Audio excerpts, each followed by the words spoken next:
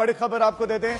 Supreme court की 5 जजों की बेंच अब फैसला सुनाने वाली है, क्योंकि 5 जजों की बेंच बैठ गए हैं। लाइव स्ट्रीमिंग इसकी हो रही है, क्योंकि आज आखिरी कार्य दिवस है जस्टिस यूयू ललित का, और फैसला आने वाला है। अब से कुछ ही मिनटों के बाद फैसला आने वाला है। आर्थिक, शैक्षिक और सामाजिक तौर पर इसके असर की बात कही जा रही है, लेकिन संजय लेकिन सामाजिक असर नहीं है इसका। ये लगातार सॉलिसिटर जनरल ने भी कहा, अटॉर्नी जनरल ने भी कहा। हाँ, उनका ये कहना था कि इस आरक्षण देने का उनका आधार और उनका तर्क ये है कि इससे जो लोग आर्थिक रूप से पिछड़े हैं उनको भी समानता का अधिकार दिया जाए। संविधान के अनुच्छेद 14 और 15 में जो समानता का अधिकार है उसमें लोग सिर्फ आर्थिक रूप से पिछड़े हैं, लिहाजा वो अपने आगे करियर में, जीवन के हर क्षेत्र में पिछड़े ना रह जाएं, लिहाजा उनको आगे बढ़ाने का काम भी सरकार का है। और इसी मकसद से ये प्रावधान 103वां संशोधन किया गया है संविधान में। प्लीज मैं माफी के साथ रोक रहा हूं, आप ये भी बताएं साथ साथ में कि अभी क्या चल रहा है कोर्ट रूम में, क्या चल रहा है, क्योंकि 5 जजेस बैठ गए हैं, क्या चल रहा है अभी तक?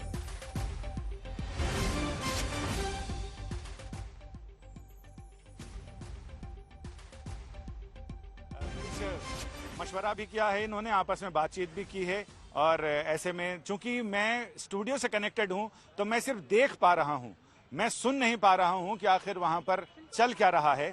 तो ऐसे में मेरी सहयोगी अनीशा माथुर वो कोशिश कर रही हैं कि वो सुने और वो मुझे बताएं, क्योंकि यहाँ पर हम देख तो जरूर पा रहे हैं लेकिन ऑडियो एक ही जगह का मिल सकता है। अगर मैं यहाँ का ऑडियो ऑन करूंगा तो जाहिर है कि मैं स्टूडियो में आपकी बात नहीं सुन पाऊंगा। बिल्कुल, मैं संजय, मैं बिल्कुल आपसे रिक्वेस्ट करूंगा कि अनीशा को भी बिल्कुल आप नजदीक ले आए, ताकि कोर्ट रूम के भीतर क्या कुछ चल रहा है वो एक एक इंफॉर्मेशन यहां पर आज तक के दर्शकों को मिल सके। जस्टिस दिनेश माहेश्वरी अभी राय पढ़ रहे हैं, ये इस वक्त की बड़ी खबर आपको दे दें।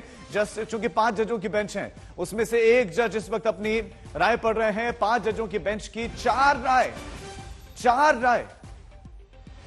संजय, 4 राय की अभी सूचना मिल रही है कि 4 राय, 5 जजों की बेंच में 4 अलग अलग राय।